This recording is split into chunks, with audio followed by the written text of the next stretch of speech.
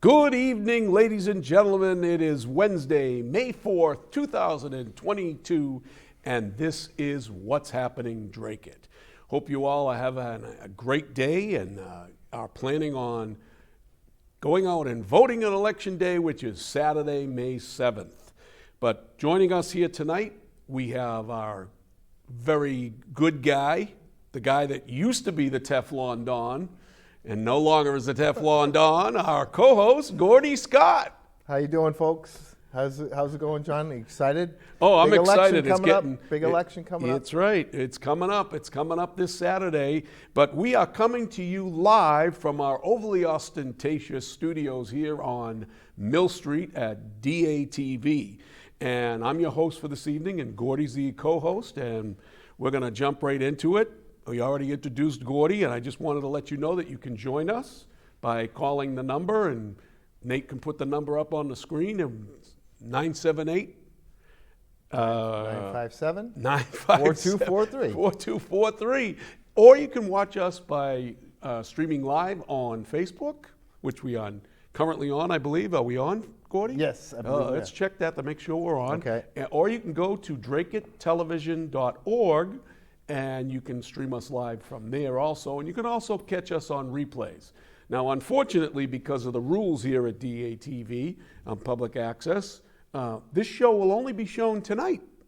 Right. And then it will be on our Castus, which is our replay, but you will not see it on the regular schedule because we have a rule here at DATV that there's no politics for 72 hours before an election. And the election is Saturday. So before we get into the meat of the show tonight, we plan on giving you a rundown on the election. Gordy and I are going to sit here and chat. I wanted to tell you that our Cub reporter is off tonight because he's tending to his dad, who had major surgery on his back yesterday. He's home, folks. He's good. He's well on his way to recovery. He's up and walking around. And as the Cub recorder, Richard Silvio, says, he's on the phone and he's belly aching and making all kinds of yelling. And so he's doing well. And we wish him the best, Richard. We wish Richard Sr. the best. Get better soon. I know you have a few more surgeries coming up as well, so you're going to get through them. Yeah, he will. He will. I mean, he was really nervous about it, so yep. we're hopeful that he'll be back. So that's our little well wish for this evening. Oh, I do want to send. Oh one yeah, more go out. ahead. You have another well wish. There was some news in Dracut. You might have caught it on last Wednesday. There was a major car accident, a motorcycle accident on Route 110 near the liquor store, Merrimack Liquors. A good friend of mine lives down the street, five or six houses down from me, was on the motorcycle. He was in pretty tough shape. He was med-flighted to Boston, Lowell General first, then to Boston. I went down and visited him today. He's looking good. He's recovering. He had clavicle surgery. He had 3 surgeries on his leg, but he's looking good, and our prayers have been out there. Thank you for all the people that have responded to him, and I know the neighborhood raised a few $1,000s to help the family, and it's been great. So I can't thank people enough for doing that, because he's doing well. He's going to recover, and hopefully he'll get strength back to his left leg, and he'll be walking. We're praying that Good. He gets back. So yeah, we send our best wishes to the family. Yep. Certainly. Gordy, how you feeling? You're how many weeks out from your prostate surgery? Friday will be 6 weeks, so I'm feeling great. So grateful that I had great surgeons, and they did a great job. Now we kind of have a thing in common now, We're right? survivors. We're survivors. We're cancer survivors, the two of us, much Yep. to the chagrin of some of our yes. nemesis. Yes. And I understand that you got a little whack last night. Yep. Don't mention the name of the show, because we don't want it. Yeah, we don't want your tongue to fall out. That's okay. I mean, I don't think I attacked that said person, but just pointing out that he's willing to tell us. No, Brian Janess. You can mention him. Yeah. Just don't mention the show name, because who cares? They Yeah, know. but Brian, I don't think he really attacked me, but I don't think I really attacked him. I just said he's been attacking Phil since in the Valley Patriot for the last 5 or 6 years, and I posted some of the articles he's written. But he's the first one to tell that we attack families, and I told my wife about that. She said, "You've never attacked anyone. You would never do that." So, I mean, we give our opinion on people, and it's usually those people that are in the political spotlight. So, I don't know where it's very Hippocratic to do that. When did we ever attack Ginest's family? I never. Him It's just and the his talking wife- point. They all say, all the politicians, and They all always say the point same. the finger at you, say you do it. Yep. When You they guys. do it. When Yeah. they do it. That right? show. We have spoken about the Ginests because they are political. Right. They're in the political circle. Yep. But I don't think they have children or anything, and they attack my children. Right. Remember they that? did. I They read went after the my article. children. I read the article. But that's okay, because you know what? I've been around a long time, and been in politics a long time. I gave a lot of dollars to a lot of different campaigns over the years, and so doesn't the Ginest, which we're going to go over later on when we go through the finance reports. And I did wish him well on. Congratulations on his show. Who won an award. Please, Gordy. Please, I did. I Gordy. wished him well. He paid to have that award. I congratulated him. Folks, this is how disingenuous and self-aggrandizing the man is. He pays to have his show get an award from some group that does cable shows. I mean, we could do the same thing. I mean, it's so disingenuous and so self-aggrandizing, but that's how empty they are. And their candidates are empty too. But we'll get into that. Before we get into anything else, we're going to have a weather report from our ace weatherman. Birthday boy. The birthday boy. That's right. It was his birthday. 2 days ago, yeah. 2 days ago. Happy So birthday, happy birthday, to Sean. Happy birthday, Sean Kelly. And now the weather with Mill City Weather and the weatherman of the century, Sean Kelly. Sean Kelly. Hi, John. Thanks for having me on once again tonight. And here's the forecast for tonight. Cloudy conditions as we had that rain for today, and it will hopefully diminish as we head into tonight. There is still a chance for a few showers here and there, but I think most of the activity at least should be over as we head into later on tonight, becoming cloudy later on tonight, as we have low temps dropping into the 40s tonight. It's 46 degrees. Very low temp tonight. And here's a look at your exclusive 8-day forecast. And then we have tomorrow, of course, very nice, 70 degrees for a high temp. As we head into the weekend, Mother's Day on Sunday, temps are going to be in the 60s. And then as we start to head into next week, there is a warming pattern. Finally, we're going to start to get into a warmer pattern. I think as we head into the second or third week of May, we're really going to start to warm it up to near 80 degrees as we head into the end of next week and into the following week. So temps are going to really start to warm up and moderate as we head into the next few weeks. And that is the forecast for now, everyone. Back to you guys in the studio. Thank you again, Sean. What did you think of that? Awesome. I'm glad to see that the temperatures are brightening up, Well, it's still in the 60s, Right. 50s. But hey, I'll take it. I'm Today was freezing, man. Today was brutal. Yeah. Today was a brutally raw day. Yeah. So let's get into a little bit of our discussion about the school committee race. We'll Okay. start with that. We're going to be kind of relaxed and laid back a little bit tonight, as we go through some of the happenings here in Dracut. But before we do that, let's congratulate Colleen Gary, who's running for re-election. Yes, I saw a couple of her signs up, actually. Really? Where'd you see them? Right on Lakeview Ave, coming Yep. in, Yep. near the loci. So that race will be in full swing soon, and I guess she really has no candidates against her. I don't know. Well, she has one. Brian Baum's right-hand guy, George Boag. Yep. He's a perennial candidate, and he has never won a race. And do you do an impersonation of him? No. Oh, you don't do an My impersonation? wife, my wife forbade me to do No imperson- impersonations? No, she forbade me. from Oh, doing it. I love those impersonations. I wanted you to do that. Oh, come on, Jen. It's all in fun. Anyways, he's allegedly pulled out papers. I don't know if he returned them. They were supposed to be returned the other day. But, I mean, there's a guy that accuses me. He talks about me and Phil making accusations against Brian Baum. when in reality he doesn't know the real story. I mean, we know the real story, but the bottom line is I never made accusations against Brian Baumd. The accusations came from another board member here about the gun carrying issue, the gun toting issue. So he's got it all wrong. Of course, he gets all excited about the fact that he thinks that I'm a disingenuous or a bad guy because I made an accusation. Unfounded accusation, no less, is what he says, when in reality it wasn't unfounded. But the long and the short of it is, he's a guy that's just not going to be a very strong candidate against Colleen Gary. I think Colleen Gary will wipe him up in the the new district that she now has, which includes no, she's still got Tingsboro and I don't even know. I think it's Tingsboro and Dracut, if I'm not mistaken. Yep. But she's a popular politician here in town. Yeah. She's been there for 27 years. And certainly she's not going to lose to a guy like Boag. No. And security guard. What is he? I mean, she's not going to get beat by him. Right. By any stretch of the imagination. I did watch their show. Not to be. Yeah, you said that. I don't. That's time you never get back.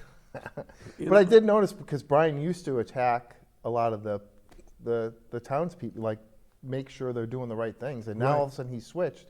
And I like Brian. He's whatever. I have nothing against Brian, but I'm wondering if he switched because his sister now works for the town as the. Well, yeah, it kind of happened. Maybe he has to protect her. He doesn't want to say anything out of line so she doesn't lose her job. I don't know. That's what the other side does. The other side does. Did they give her a job to shut him up? Quiet him up. Yeah. All of a sudden, he knocks Joe DeRocco for 15 years. He knocks everybody in town for 15 years. And then all of a sudden, his sister gets a job, and they're on his show. Right. They're best buddies. Right. I mean, he hated Brian Genest, but you know what? It is what it is with those guys. You're never going to change them. They're all coming to fruition. Believe me. And Brian Genest is going to find out the hard way about his political career here in Dracut and his wife's political career. There's a lot of people out there that are upset with the Genests, including people on the Republican Town Committee, which we'll get into at another time. We wanted to try to get into some of this stuff with the school committee. So the Dracut School Committee has 5 candidates. Do you know who they are? Yes. Who are they? It's a test. Rob Shepard. Yep. Sarah Powling. Yes. Miss Alyssa Nazaro. Right. Allison Volpe. Incumbent Allison Volpe. And Dr. Truville. Linda Truville, right, the incumbent. So they had, did you see the debates? Yes, I did you watch did them. watch. Yep. Good thing, because we're going to have some discussion about the debates. Yep.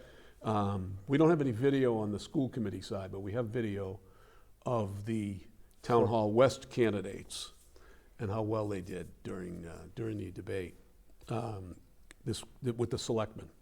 But what do you think is one of the most important issues facing the schools right now?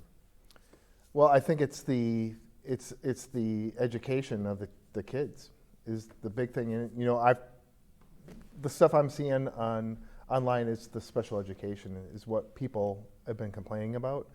And I know a lot of the candidates have want to put their hat in that ring to say they want to really support that. And the other thing is there's not enough town counselors. So the kids, as you know, with COVID, they've been at home for 2 years.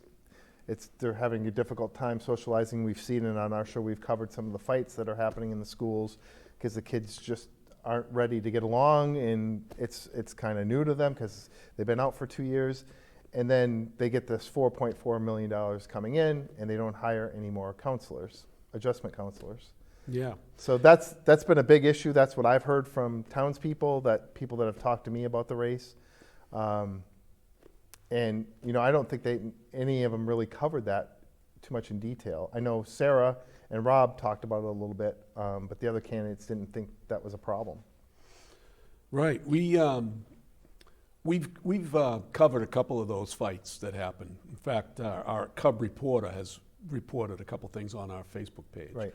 And there'll be more of that coming forth over the next few weeks, because there's still stuff going on in all of the schools. And I mean, some of the fixes that the administration has put together really is not working as well as they'd like to think. But you got two incumbents. You got Linda Trouville and you've got Allison Volpe. Now, the conventional wisdom in a 5-person race with two incumbents coming, and Linda was appointed about a year ago, I think it was. Yeah, when Betsy Murphy left. Yep.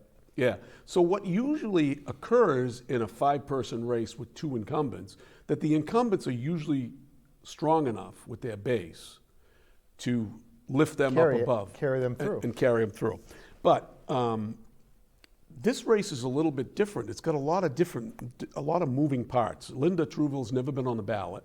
Right. But her family has. Her sister is May Paquette, who was very popular, a very popular school committee person here in Dracut.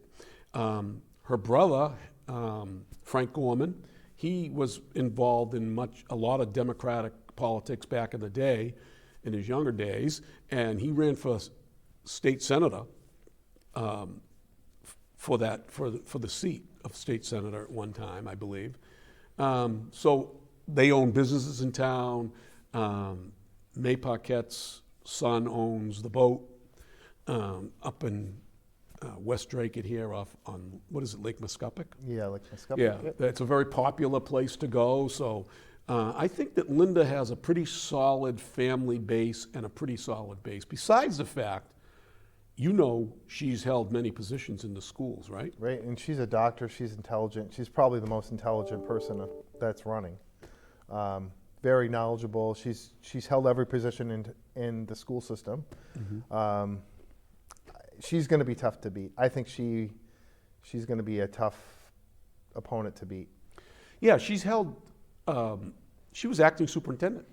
Yeah, I think the big knock, the people are trying to knock her on, is that she doesn't personally have kids. I think she has grandchildren in the school system, but she doesn't have any children, so maybe not as Why is that a knock for a school? I don't know, person? but that's what I've heard.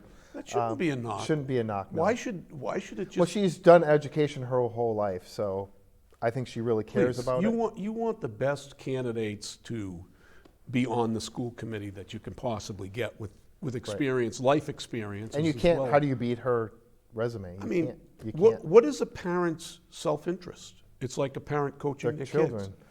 Right? Right. Their own personal kids. Kids, right? Usually is what it's all about, right? Right. And then if you have the kid in the junior Richardson, I think they're going to focus more on the Richardson school versus the high school or the elementary school, right?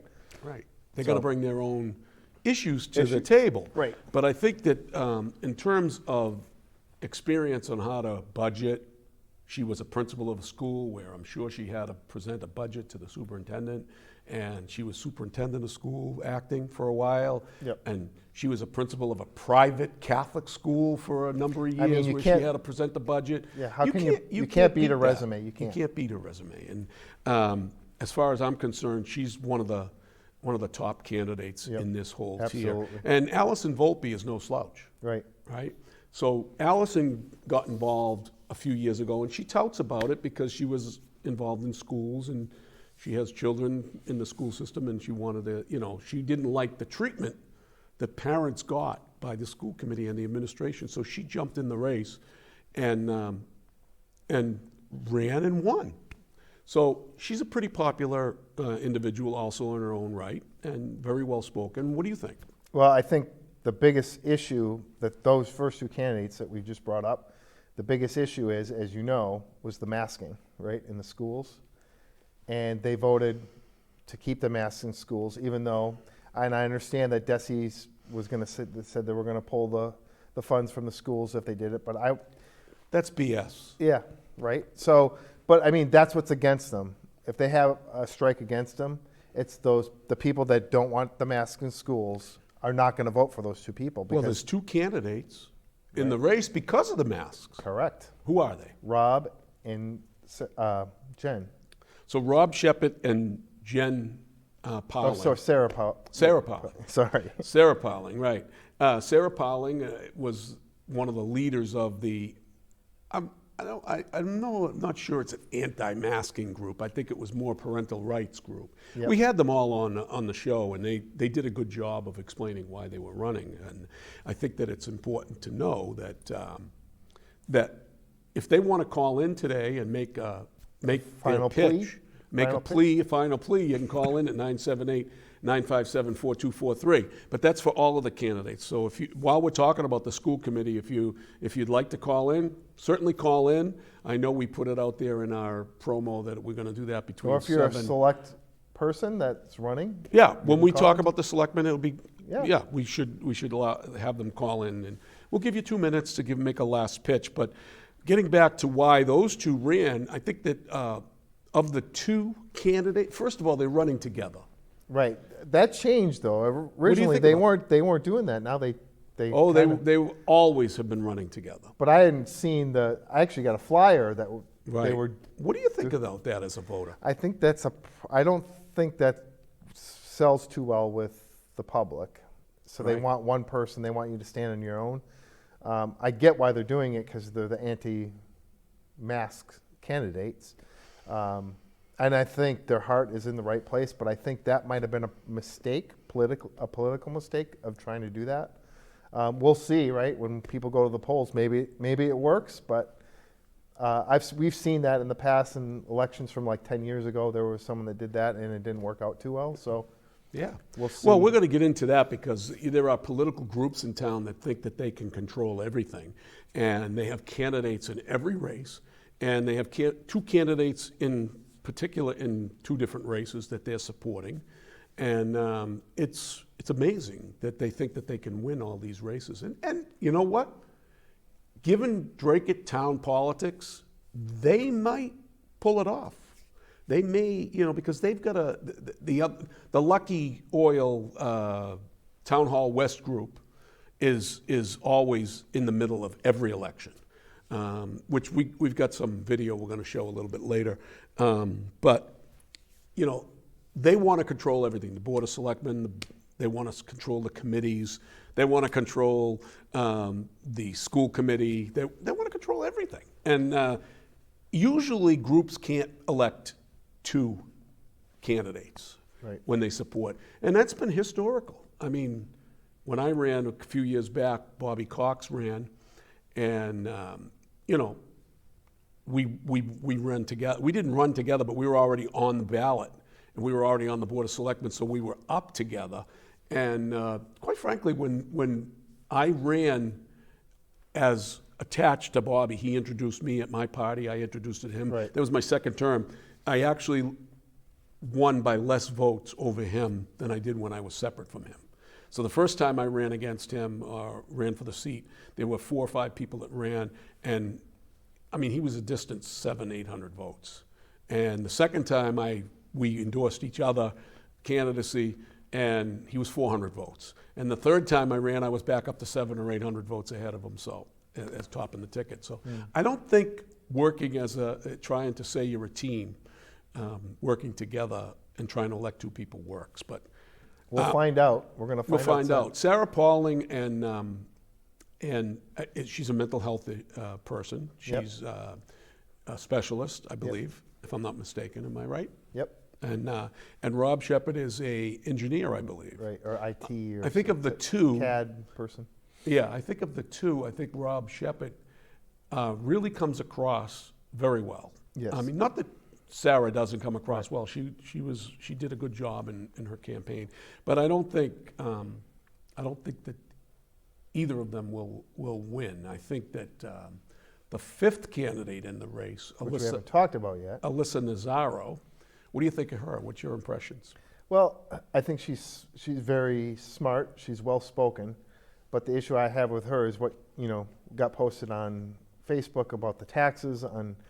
Well, it got posted because she said it. On WCAP, and then she wrote a amendment to the post saying she was playing devil's advocate. She didn't really mean that. How it came across, and but that was I think she was doing well until that came out. I think that could be a nail in the coffin for her. And then the other thing is, you know, and again, I don't have anything against her, but we reached out to her to come on the show. She came on several times. She did come on once. We had her try to come on again. She was busy. She had a lot of things to do. She had kids at home, whatever. Well, I think she had COVID too. Oh, at that okay. time. I wasn't aware of that, but Yeah. it just seems to me that, you know, you got to if you're going to run for one of these seats, you got to have the time to do it. Mm-hmm. That's one of my concerns for her is will she have the time and ability to really put in the time needed to run on the school committee? Mm-hmm. I don't know. Maybe she will, but I just Yeah. I just got a feeling that she might not. Yeah, she you're right on the money with that. I think she's a good candidate. She comes across very well. She's very well spoken. A lot like Allison Volpe. Volpe is very well schooled. She knows the issues. She's become politically astute as well. She has. I'm not so sure politically astute is. Well, in your opinion, in my opinion, I'm not so sure she's as politically astute as she might be, because I mean, they early on in the campaign they both went to Alyssa Nazzaro's, both her and Renee Young Right, went did to that. Alyssa Nazzaro's fundraiser.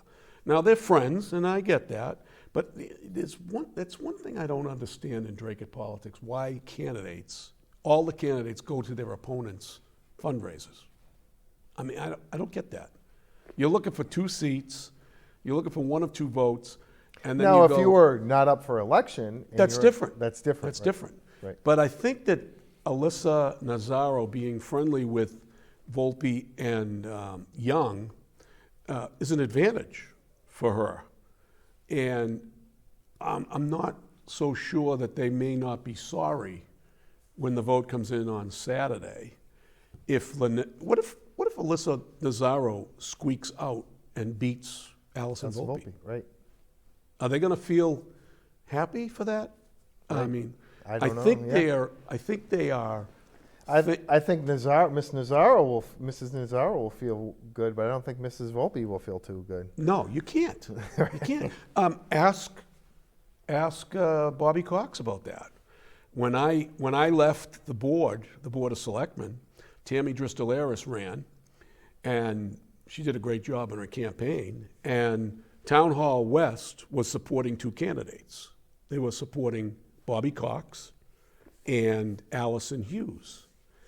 And there's a story behind why I didn't support Allison Hughes, because I had already pledged my support to Tammy, and I didn't feel politically that you could elect 2 women in the same race.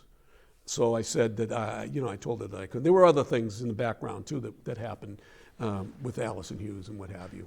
And we have a phone call. Betsy Murphy. Murphy's calling in. Betsy Murphy. Blast from the past. A blast from the past. She's a well-read candidate, Yep. former candidate. Betsy, you on? I'm trying to. Hello, Betsy? I'm trying to watch you Can't hear her. and talk to you at the same time, so I just turned off. If the you can show. straighten that out and let us know, we'll be happy to have her on. But we were talking. What were we talking about? Oh, how you can't elect 2 women to the Well, it's to the Board of difficult. Selectmen. You- It's not that you difficult. can't- right. So who lost that race? Bobby Cox. Cox, right? They were supporting. They were trying to elect Bobby Cox and shut out Tammy Dristolaris. She's on. Betsy, you with us? I am with you. How are are John? you? How you doing? How are you, Gordy? Good. Are you back home in Florida? No, I'm actually in the area. My father is ill. I'm not trying to be, dramatic, but Oh, sorry to hear that. Yeah, sorry to hear that. thank you. I appreciate that. I just happened to catch your show because it caught my attention. I said, "What the heck? I'm going to watch this." Sure. So what's your feelings? You have you're quite opinionated, and I know I owe you.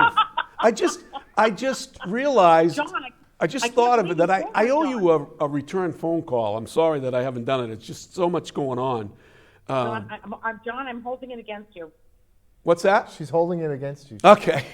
Can you raise that up a little bit? can you hear her? I can hear her. I can't hear her that well, so if you can raise it up a little bit, Nate, so I can hear her. John, no one has ever accused me of being quiet. I cannot believe you can't hear me. There you are. It's the volume. It's the volume. But go ahead. So what's happening? How you been? And I've been well. Thank you for asking. I appreciate that. I really did do. listen to you on WCAP the other day. As usual, you come across very good and very professional. Thank you, John. I appreciate that. So Actually, the reason I'm calling is I'm calling to pick a fight, or maybe push back a little bit against Gordy's comments regarding one of the candidates' ability to serve because she has young children. Yeah, that really bothered me because, quite honestly, it's irrelevant. that's what? It's irrelevant. Oh, whether a person who has children in the school. I don't think Gordy. Did you say that? Well, I just said, I don't Yeah, know if he she had, did. it felt like to me when our interactions with her, it felt like she didn't have a lot of time for us. With who? With Alyssa Yes. Nazaro? Oh, okay. So She seemed like she was I always don't- busy, I don't- you know. I said that I don't think that's what a I heard- prerequisite to be on the school committee, but I think what that I heard, it doesn't. what I heard Gordy say Sure. was that Alyssa and the other candidates were invited. Is that correct? Yes. And everybody was on. Right. Yep. And then there was another opportunity for the.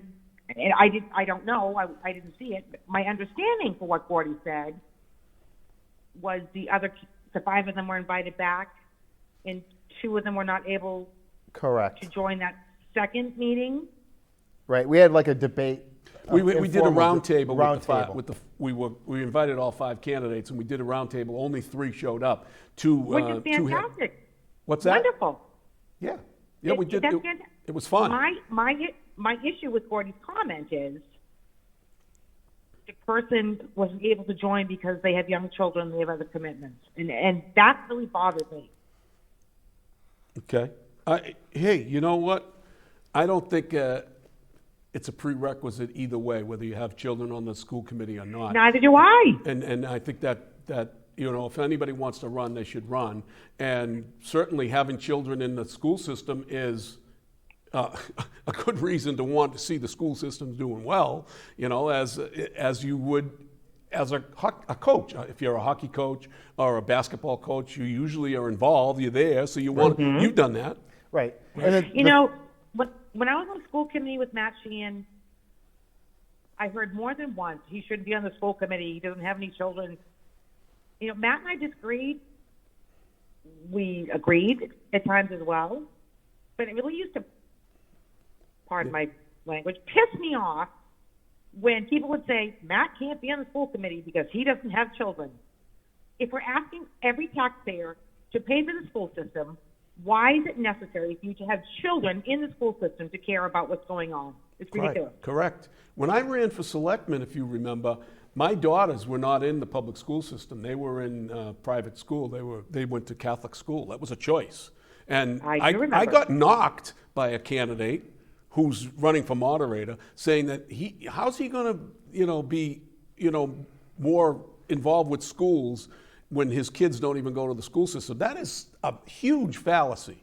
Huge fallacy, because I would agree. a good school system is part of the foundation of your community. You want a good school system to attract good people to come to the school system Right. and live in the I couldn't town. agree with you more.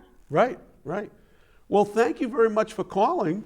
I wish we My knew you. pleasure. I thought you were going back early, and I certainly would have had you come on the show, and you could have Thank you, pushed John. I back on a appreciate lot of what we're going to say tonight. Well, the original plan was for me to leave earlier, but family and life happens. Exactly. I hope your father's doing better, Betsy. Thank you, Gordy. I appreciate that. Please say hello to Jen for me. I will. All right, my And friend. Kyle. I will. We'll talk soon. Okay, I hope so. Thank you. Bye-bye. Bye-bye. So we got to move on. I mean, we've kicked this around. I think you're right about Alyssa Nazaro. Thank you very much for calling in, Betsy. Alyssa Nazaro made a huge mistake when she mentioned the override of a $500,000, possible operating expenses. The problem with that is you just received $4.4 million, Right. plus you have COVID money coming in. You're going to be flush with money in the Dracut school system for the next couple of years. Well, in And your I opinion, agree. but some people think we need 10 more million. Oh, of course, there's never Right, enough. never That's why enough. Proposition 2.5 came in. Right. Because the political establishment on both sides would never have enough money. Right. They would always want more money, and that's why. And right now, the school people- budget is over half the town's budget. So Right, exactly. So, we want people to get out and vote, get out and. I think it is going to be a close race, though. Whatever happens, I don't think there's going to be a huge difference. How many people do you think will actually vote? I think because of, Sunday's going to be cold, it's going to be rainy. I mean, Saturday, rather. My guess would be about 4,000, which Oh is my high. God, that's which high. is high for what we normally get. But that's my guess. 4,000. I think in 2020, I think it was about 3,000. So No, it was a lot less than that. It was just over 2,000. 2,900, I think. Was it that high? Yeah, because I just looked in the book. This Okay. 2,900 and something odd votes. There's 19,000 voters in Dracut. I think 23,000. I looked. I couldn't believe it. Oh, so it's up. 23,000. Wow. So that's less than 10%. Yeah. It's around 8%. So look we're gonna show you a video now because we wanted to show you some of the political connections in town and who's trying to pull the puppet strings and what have you. And I wanted to show you this quick video. Nate, if you could play that Town Hall West delivering political signs. And that's about, I think.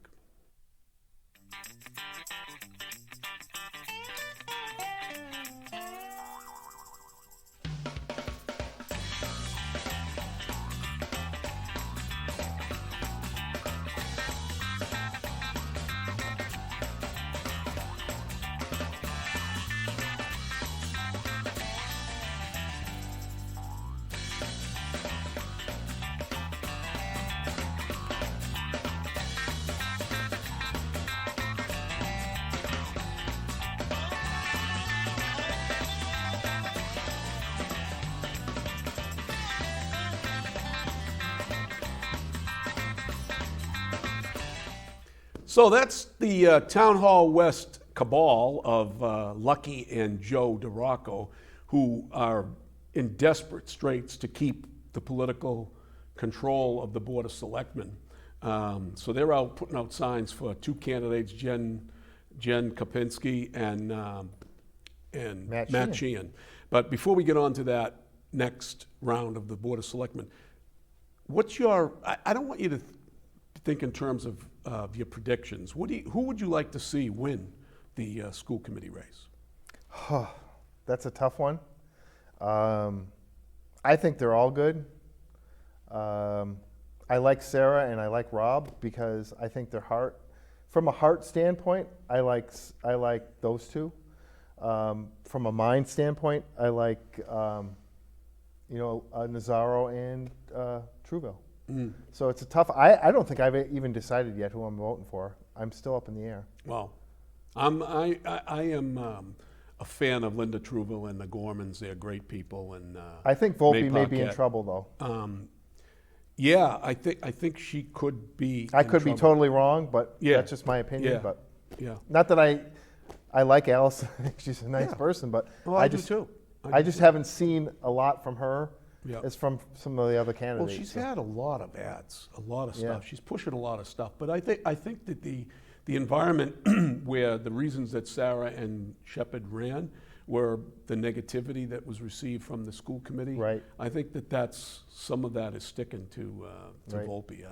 Just as an observer from outside politics. Right. Although I'm not totally sure about Sarah Pauling is doing the right thing for the right reasons. You know what I mean? I think you were a one-issue person.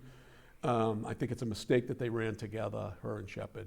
And I think that Nazaro could pass both of them and could be the one that could upset Volpe. Yep. But we'll see. We did make predictions and we put them in an envelope. Yep. We'll talk about that later on. But we wanted to talk now about the Dracut Selectmen race, Yes. because that's a huge race too. Yep. That is, this Selectmen race, in my view, is a turning point race, because who wins that race could determine where the power seed lies. Whether it continues to be with the good old boy network or the gang, as talk show host said last Saturday, said that the cabal on Lakeview Ave is supporting two candidates. And I think they're personally trying to oust Tony and get both of their candidates in. Of course, they're trying to kill Phil Thibault. But let's run the puppet video right now. I know it's a little off schedule, but let's run that puppet video for a minute, and then we can talk a little bit about that.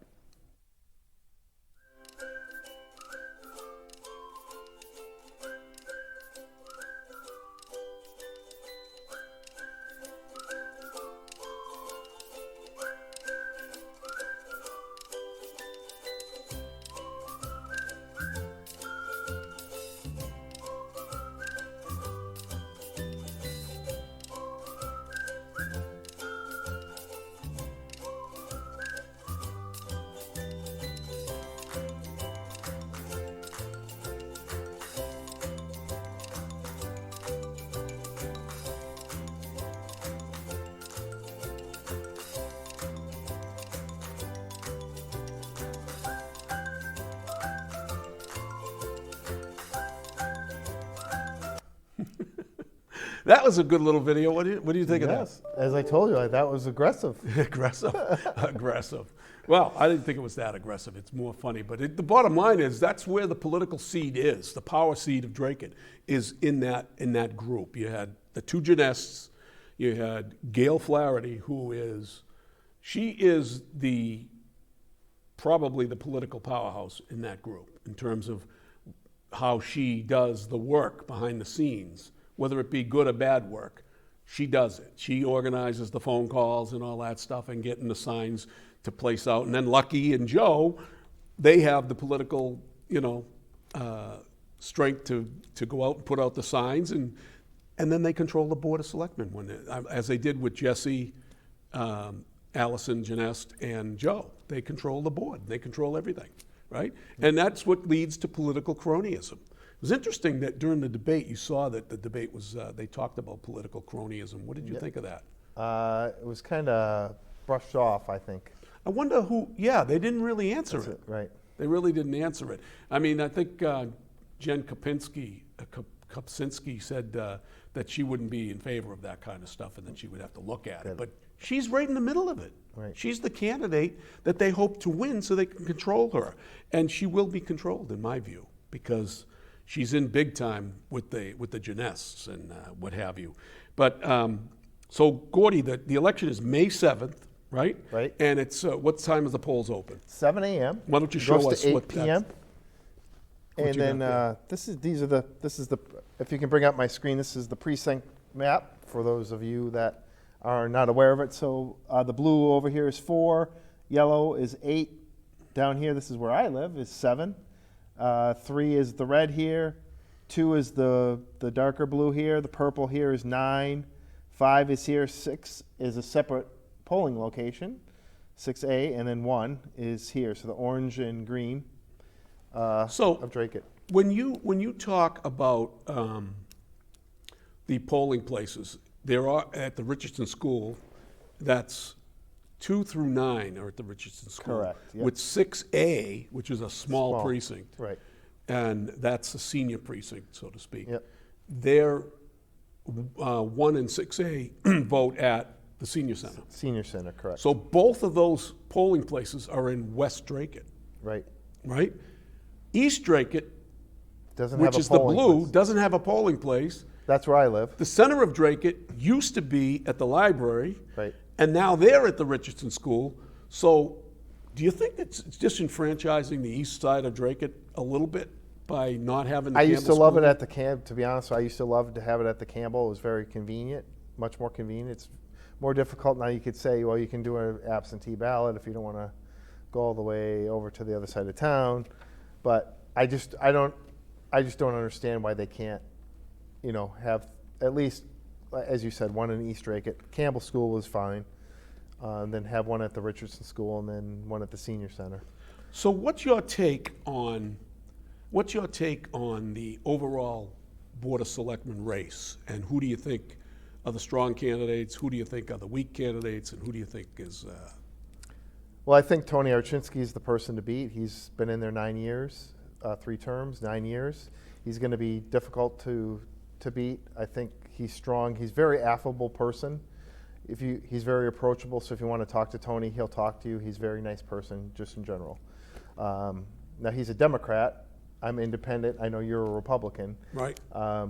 But Tony is always, any questions I've ever had, he's been very open. I love Tony. I think he's a great guy as well on top of that. So I think he's going to be the one to beat. Unfortunately, I think Josh Taylor, I love him because he's like, I'm not going to be controlled by anyone. I'm not putting up any signs. I'm not doing anything except for putting his trucks, he's got a car, a truck, a street sweeper, all painted with his name He's on it. got several cars out there. Yeah, several cars. But I think he would be the definite underdog. Yeah. And but I love what he's doing. I think it's kind of cool to be that kind of independent voice, right? To say that, hey, come and vote for me. I'm not going to deal with all this political stuff. I think it's easier said than done, though. Right. So where do you feel that like Phil Thibault and Matt Sheehan and Jennifer Kopczynski fit in? Well, I think they're going to vie for that second. In my personal opinion, I think they're going to vie for that second spot. You really think Matt Sheehan's going to vie for that second well, spot? the only reason I say is because he's supported by Gail Flaherty and she's got that power behind her, the phone calls, they're putting stuff on the doors, they're going out. I've been helping Phil, knocking on doors. We hit about 100. I've hit personally about 150 people. It's not a lot, but trying to do what we can for Phil. As you saw in the debate, Phil destroyed them, I thought. Yeah. He just knew way more than they. If anybody watched well prepared. If anybody watched that debate, they've got to say that Tony was the most prepared. Yep. Phil was the most intellectual in terms of how he Right. comes across knowing what goes on in the town. And then from there, it's the worst prepared person It was Matt Sheehan. was Matt Sheehan. Yeah. And leading into that, having said that, he was horrible. We have a video of Matt and Kopczynski, some of the stuff that they said and did during the two candidates that are being supported by the power seed of Town Hall West. And I'd like to show that right now. Thank you. Good evening. My name is Matthew Sheehan, and I am seeking one of your votes for the Board of Selectmen. I believe our town is moving forward in the positive direction, and I want to make sure this momentum continues. Thank you. Thank you. And now we move on to the moderated portion of the forum. Question number 1. There isn't much room to spare in town finances, making funding for police, fire, schools, public works a delicate and always underfunded balancing act. How do you propose to bring additional sustainable funds into the town to maintain and improve these necessary services, and what actions will you take to make it happen? Sheehan. When it comes to a position that needs to be hired in the town, I think everybody should be interviewed. I think it should be an open process. When it comes to somebody wanting to volunteer on a board, if somebody wants to volunteer on a board, they should just be allowed to volunteer on a board. Nowadays it's so hard to get people involved, and I don't think anybody should be turned away. And lastly, thank you. Next question. Many residents submitted questions inquiring on the balancing or prioritization of preservation of open space, residential development, and commercial development in town. Which do you view as most important, and why? If elected, what specific actions will you take to further any of these along? Mr. Sheehan. Open space is big in town. We are a farming community. To Mr. Archinsky's point, pulling into town and seeing open space is great, but we want to keep taxes where they are. We don't want to raise taxes, so trying to do whatever we can to attract businesses to come in to increase our commercial tax base would be, I think, my priority. And again, to my previous statement, we need to put some kind of advertisement plan together to bring these businesses into town. Describe an activity or subcommittee or committee that you've been involved with within the town. what did your involvement mean to you, and how did it shape and impact the town? We start with you, Ms. Kopsinski. Well, unfortunately, this is probably not the best question for me because I haven't been involved. Mr. Sheehan. I served 3 terms on the Dracut School Committee previously, and I think the highlight of those 3 terms, well, there's several highlights, but the biggest highlight was the high school renovation project. And I mean, it's the gem of the town. You know, that was big for our town. I was proud to be just, you know, a small part of that. I served with some great board members, you know, at that time.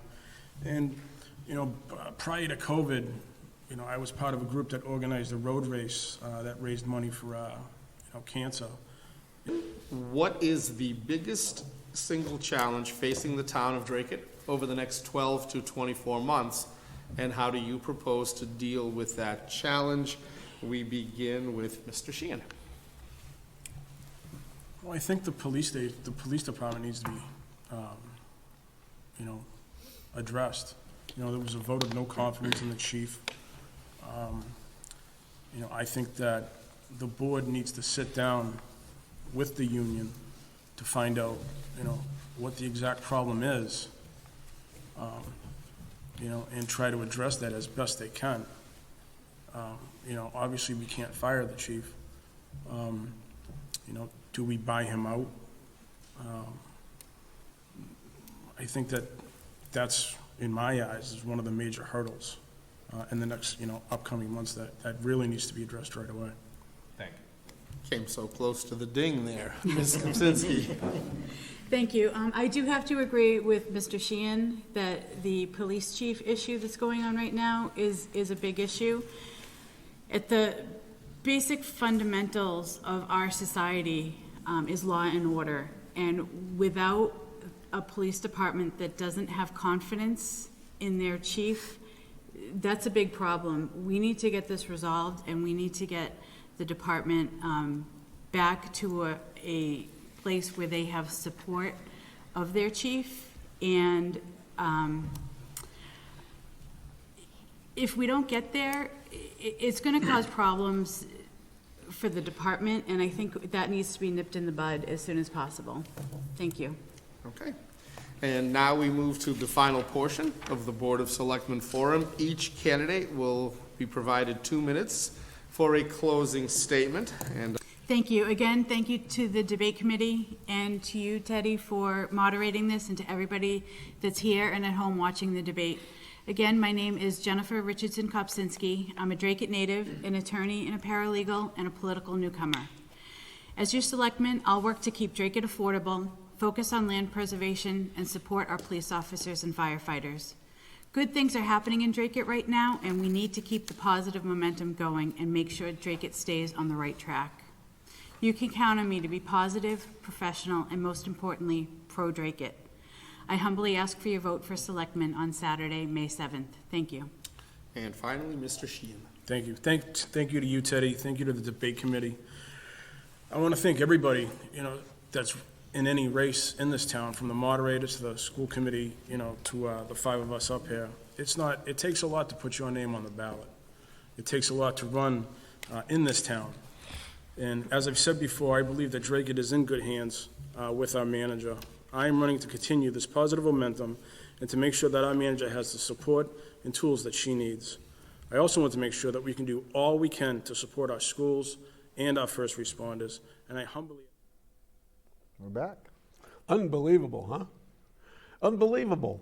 Now, we highlighted those two because we wanted to show you how badly they did. If you want to see the whole thing, go and look at the whole thing. It's on demand on DATV on the website. You can look it up and watch it.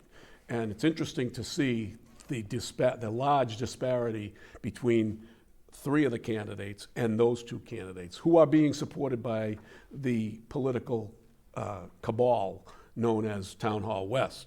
You know, it's sad to say, to look at Matt Sheehan and see what he did there. I mean, he had 2 minutes to introduce himself and tell people why he should be the next selectman, and he took 13.4 seconds. He took about maybe 30 seconds to ask people for their vote and give the reason and make the closing argument as to how. Half of that was thanking people. And it wasn't even close. It wasn't even close. No. He can't name anything he's done. He voted for the new high school. Voting for the new high school doesn't mean that, everybody voted for the high school. Right. You know what I mean? did too. We all did. Yeah. We all voted for the new high school. Phil Thibault spent 1,500 hours on the high school. I don't think there's another candidate that can say that, right? Right. Phil Thibault has given more time than any candidate up there, with the exception of probably Tony Archinsky, in terms of what he's done for the town, in terms of being involved. And the biggest thing they talk about with Phil is that he's run so many times and he's lost. And Brian Genest, who is the political attack dog for Matt Sheehan and Kopczynski, I don't know how Jen Kopczynski can sit there and not call out her campaign manager for the trash, the literal trash that Genest has put out on Phil Thibault. Right. I mean, here's a guy that got appointed to the DATV board of directors in a rushed vote by his wife, and there's no conflict of interest. There's perceived conflicts of interest. Right. And then there are conflicts of interest. And nobody in their right mind would say that putting your husband on a board without advertising the position, and there was another candidate, Fred Spicer was a candidate for that position. He put an email in once he found out it was coming up on the agenda. But they ignored his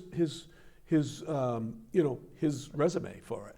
They just went right to him because it was political. It was all about Joe DeRocco and political revenge. And that's all that is. And that's all that's about. But, I mean, Genest to do the things he does, and his wife too, just sitting by.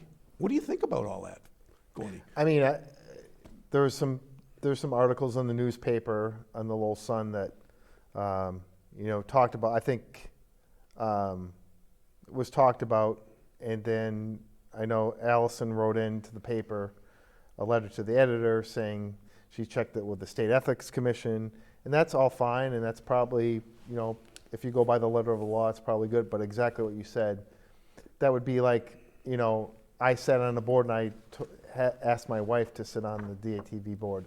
Maybe ethically not wrong, but it's just this.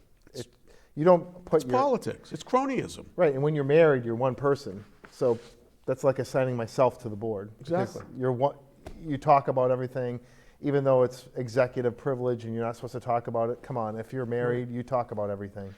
I've never seen a bigger empty suit than Matt Sheehan. Matt Sheehan's biggest, most important issue is the police chief. He cites what do you call it? The vote that the union took. No confidence. The no confidence vote that union took. That was 3 years ago. Right. 3 years ago, and he cites that now as an issue, as a major issue. Well, I know. And then he wants to buy him out. Yeah. He's willing to throw $300,000-$400,000 at the guy to buy him out. Well, then, Is that what you he's want? running on the school committee. He's running for the schools. If you read his literature that gets mailed to your house. Who is that? Matt Sheehan. Oh. So I would have thought one of his biggest issues would have been getting Schools. more money to the schools. I know. He's a school committee member for. But so that the tells me regional that schools. someone's giving him a script to read and mean- telling me what to say. I can tell you, everybody talks about economic development, right? Economic development is an important issue in the town. And Phil brought up the zoning is actually the But, biggest yeah, issue. It is an issue, but Right. that's not sexy. Right. The zoning issue is not a sexy issue. Right. And people will get turned off. They don't understand it. They don't understand it and Right. all that stuff. But economic development can't be praising that you opened a mom and pop pastry shop or a coffee shop or a restaurant owned by mom and pop and think that that's economic development. To move the economic development needle in terms of taxes gained for the bottom line, you need big development. You need a $50 million development. Like a to come in. Walmart or a Target. Yeah, something like that. Yeah. A good example of that is the assisted living. Right. The Arbors assisted living. And the Circle Health. Circle Health. Right. Those two right there were a huge economic engine for the town, not only in terms of taxes, Marijuana but is in the another marijuana and spillover of all of that. That's the kind of economic development you need. They praise. You see Alice and Jeunesse smiling at all these ribbon cuttings with the manager and Joe DeRocco. That's not economic development of the magnitude. Do you know what the tax base is, but commercial base is? You know what It's percentage of the budget? 3.4 million is what we take in. It's 8% of the total Right. tax revenue we take in. Right. 8%. Right. 92% is raised by The residential Correct. taxpayers. You need to move that needle from 8% to 20 or better before Yeah, I think I was reading it before we came on the show. It was like 50 million we get from taxes and 3.3 million or 3.4 But Matt million. Sheehan thinks it's, the police, and Kopczynski thinks that the police is the biggest issue. Are you serious? Are you and her big thing is saving space. We've saved hundreds of acres of And then state. there's nothing wrong with that. And nothing wrong with that. I thought it was, But how much space do you really need to save? well, yeah, but how much are you going to really continue to save and be able to afford to do that and not expand your tax base? Like Lakeview Ave, right? Mm-hmm. Is there anywhere else we can expand on Lakeview Ave? The old administration building. Can we do anything Well, there? there's there- you could if you had Yeah. the wherewithal to do it. That and 38. Right. 38 Bridge Street should be two Right. corridors that should be 110. really looked at to expand the economic Right. base. But you need big development. Right. You need a biotech company to come in. You need an Amazon warehouse or something That of that would be nature great, yeah. to come in Amazon to would make, be huge. to make a economic development impact. Right. But we talk about those two, and we talk about how badly it is. How about Matt Sheehan's making fun of a homeless person? I saw that post, yeah. Nate, can you show that shameful tape? Nate? You got that one queued up? The video about shameful? No, that's not been asked. Oh, we didn't have that one. Okay. So anyways, you have to go to our website to see that. Our Facebook page where he made fun of a real homeless person in Lowell. And recently we've gotten pictures sent to us. Somebody was on his Facebook page and saw that he liked a disparaging video about little people. So, this is a guy that's just not a good guy. And he hangs around with Kevin O'Brien, which is constantly bashing everyone. Oh, Kevin O'Brien, who did the FOIA requests Yeah. in the guys hiding behind, Jeunesse and the Lucky Crew hiding behind the hit piece that was going on to try to get Tony Archinsky or to pull him down. And, it's stupidity of what they're doing. But that's what they do. They did hit No, they pieces say on we me, do and that. I beat them They all the say time. we do that. Huh? They say we do that. Oh yeah, right. We don't do any of that. Yeah. FOIAs like that. We do it because we want to bring information to the people and show them and we own the FOIA. We tell people when we do FOIAs. Right. But we don't do it to show the inconsistencies of government and what was wrong with government and things of that nature. But we have a ton of people watching tonight and making comment. Oh, God. Angel said something about Matt Sheehan previously advocated for popsicle sticks as a wise economic choice. That Angel, I didn't know about that one, but that's a very good point. And, it's just amazing how many people don't really get the political connection. And unfortunately, a majority of the people in town won't even go out to vote in this election. I think we showed all the videos that we have. Let me just make sure. Let's talk about where we think the candidates will end up in this race. Again, tough. I think Tony will top the ticket, and I think Josh, even though I like him, nothing wrong with Josh, I just don't think he's done enough of the legwork to score high in the polls. So I think he'll be in the bottom. And then the other three, I think it's going to be a close race. I think this time, I think Phil may pull it out. And I know people say he's run 8 or 9 times. I forget what. Persistence. don't you want a person who's persistent and fighting all the time and trying to get? And you know what? His campaign style may not be what. Right. He's not a politician. He's right? not a politician. He's not a politician. That's the one negative I would say about Phil is he's not a politician. But, you know, you try to teach your kids when you're bringing your kids up, never, don't quit, never give up. My wife says that all the time, never Brian give Janess up. makes fun of him. Yeah, never give up. But the thing is when he's losing, he's not getting 100 votes and then coming back next year. Right. He's within 100 votes of winning or losing. I think he was a lot. Yeah, he was within. You know what I mean? Votes, So it's not that he's getting blown out every time. He's close to. So in a 5-person race, right, where, it's like going to this spread one, the votes. Spreads the votes out, splits the negative vote up a little bit. Right, and I think this time Phil's making a concerted effort. He's going door to door, knocking on doors, talking to people, pushing the issues, telling them what his plan is for the future, keeping our taxes low.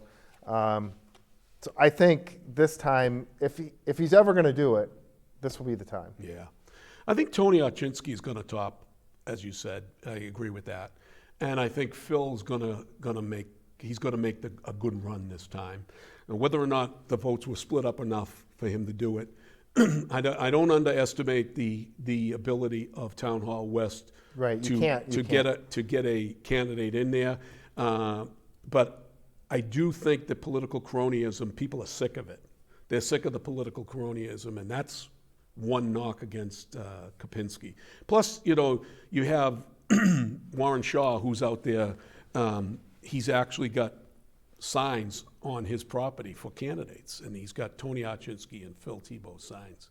So that could be a difference maker, because Right. I still think that Shaw has a good ability to help people get elected. Yep. You know, he even knocked the cabal on his Saturday morning show the other day, and for what they did with the manager's position. I mean, taking the manager's position and doing it the way they did it.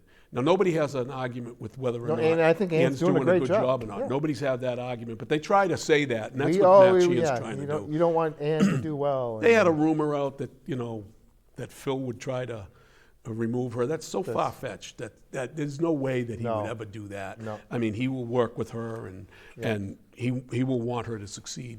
I don't know she a is. more affable person than Phil Thibault. Yeah, So exactly. He's not he doesn't hold vendettas. He doesn't do that. But I think that Matt Sheehan will probably take up the rear in this race. Remember, Matt Sheehan got beat for the regular school committee race, by the most liberal person to ever run in Dracut, Sarah Heisey. Yeah, that's She's one of the most Sabrina Heisey.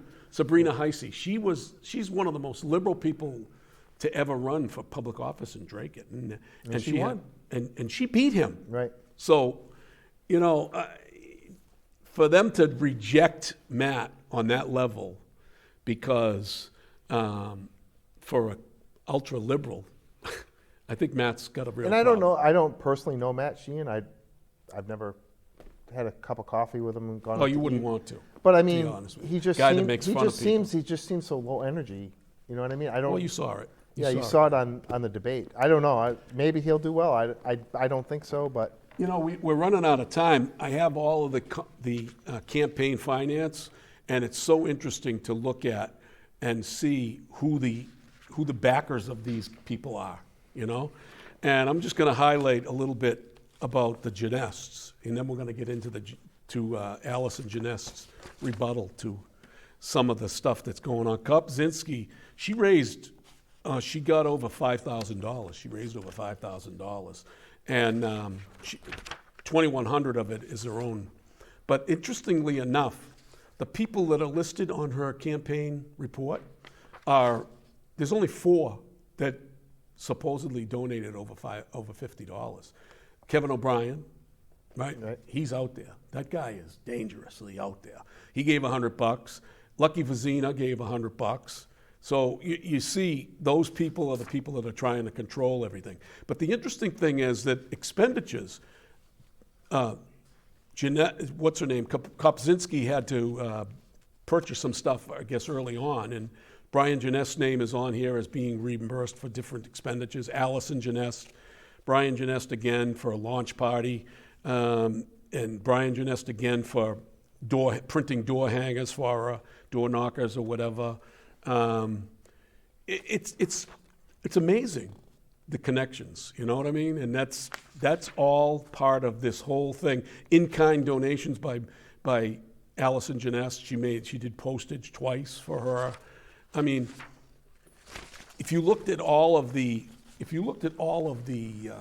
comparisons of Allison Genest's material, all they did was take out Allison's name and plug in and Jennifer's.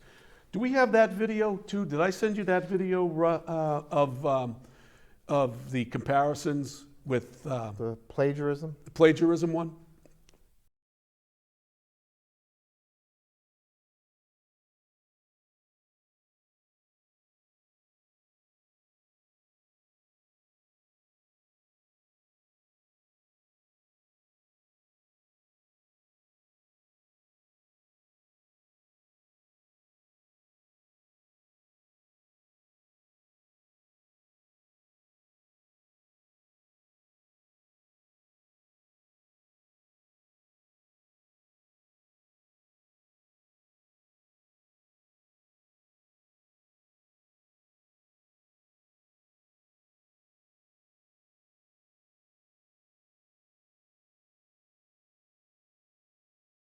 So we try to show you those comparisons. If you like Allison Genest and Brian Genest, then you're going to vote for her. Right. But if you want somebody that's independent and not going to be controlled by anybody, then you're going to look at people like Josh Taylor, and you're going to look at people like Phil Thibault, and certainly Tony Archinsky's not controlled by anybody. Right. So, I mean, they try to connect me to Phil. Phil and I are friends, but Phil and I have I'm friends with Phil, too. We've had knockdown, drag-out fights over different I've things. seen but them. I've been there. We're still friends. Yeah. And I still support him. I don't want people in there that's controlled. I don't want somebody. Right. I mean, No, but if he comes and asks you for your opinion, I'll give him my opinion. Right. Painfully, Yeah. I will give him my opinion. He might not take it either. And he may not like what I say. Right. I've had a conversation. Well, we've had conversations, and I didn't I've like had what you said. conversations with members of the school committee race that I've said, look, if you want my opinion, I'm going to give it to you in all honesty, Right. whatever way I can. And if you don't But that's like what it, I appreciate about you is that you give it to you straight, right, you know? right. But so, you know, we're hopeful that Tony and Phil win that race. But let's talk briefly about Allison Genest. And she had a little dust up with the Lowell Sun recently. Do you have that on your Yes, I computer? do. Nate, let's bring up the computer here. So the Lowell Sun had the column. You want to read that through real quick? Real quick, nepotism and cronyism in Dracut. In one question to candidates for the Dracut Board of Selectmen at the recent candidates forum, Teddy Panos described the buddy system that seems to affect hiring and contract award decisions in town. Panos, a newscaster at WCAP, who moderated the forum, asked the candidates how they would change residents' perception of how things are done in Dracut. If Allison Genest's ears weren't burning, they should have been. Although she is not on the ballot for this election, Genest had chaired the Board of Selectmen for the past year. Several of her actions during that time have been criticized for potential conflicts of interest and questions about appointments she has made. Although candidate Phil Thibault did not mention her name, it would be hard for any Dracut observer to miss who he was talking about. First, Thibault said he shared the concern of residents about who gets hired for jobs, appointing to boards, or wins contracts. Recently, the chairperson's husband was appointed to the DATV board. She claims there is no conflict, but how is that not a conflict? Thibault asked. Thibault is himself a member of the DATV board. Appointments need to be done in a fair and equitable manner. Each candidate needs to be interviewed, he said. When Genest brought her husband's name to the selectman for appointment of the DATV board, Selectman Tony Archinsky asked for a delay because he had just received word that someone else was also interested in the position. The board decided to go ahead with the Brian Genest appointment anyway. Genest assured selectmen she and her husband sought the opinion of the Ethics Commission, and she was clear to discuss any vote on anything to do with DATV. The Ethics Commission would not comment on the case. Genest did file a disclosure with the town clerk office declaring her ability to participate in any matter involving DATV. But just this past week, Genest told selectmen that she'd been cleared to vote on any decision related to Beaverbrook Farm, even though she's an abutter of an abutter. Because her property doesn't directly abut Beaver Brook Farm, any decisions made concerning it will not affect her property value.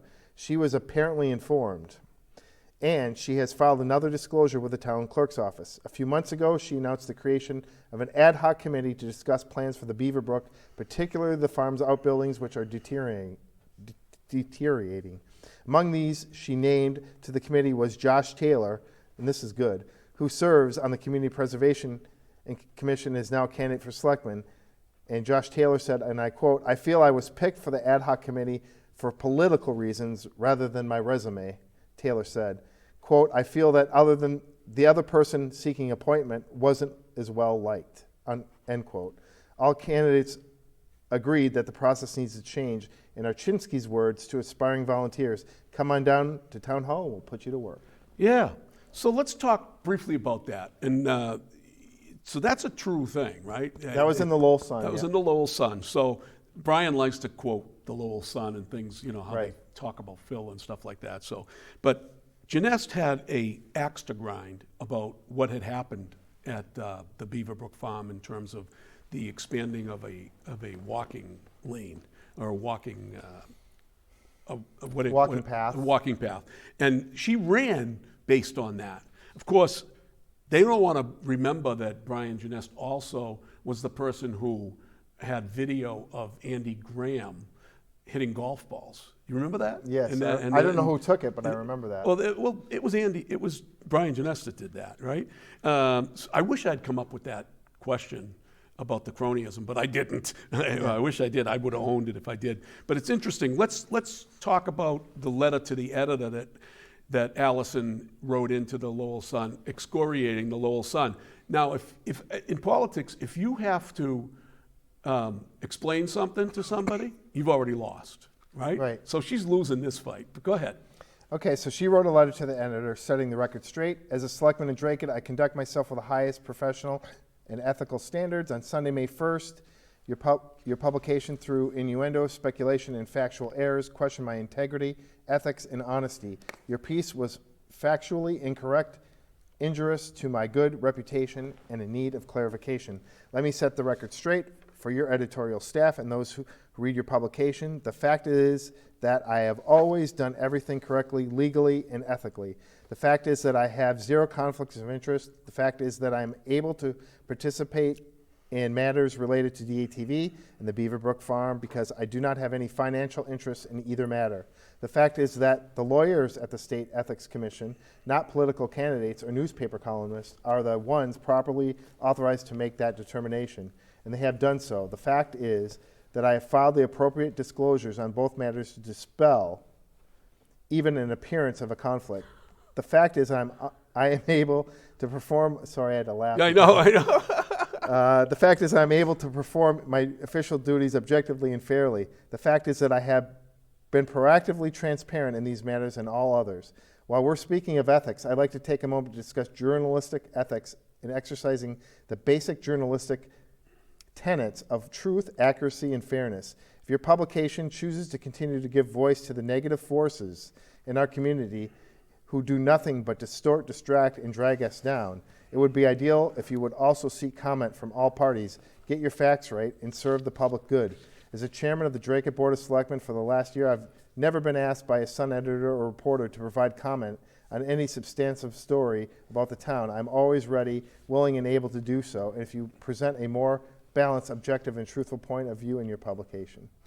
Interesting how she talks about dragging people down when her husband is the #1 hit piece king next to Kevin O'Brien, that is.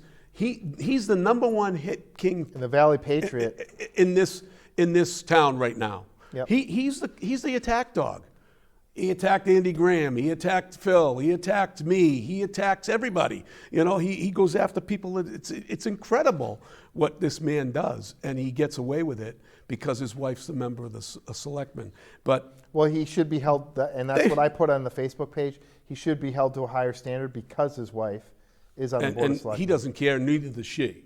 Right. She's as guilty for those pieces as anybody else, and you know, because she allows him to do that. she allows him to get away with doing stuff like that. It's just. It wouldn't and- surprise me if he wrote this letter. by Of the way. course, of course. And Kopczynski, she's a candidate who's trying to skew herself as an outsider and an independent person, and she's not. She'll never be independent if she gets elected to that board. So, folks, if you are a voter in Dracut and you like cronyism and you like the chairman of the board appointing herself to committees because she has an axe to grind with Beaverbrook Farm, and if you like the fact that Brian Genest has been appointed by her husband, by Spouse.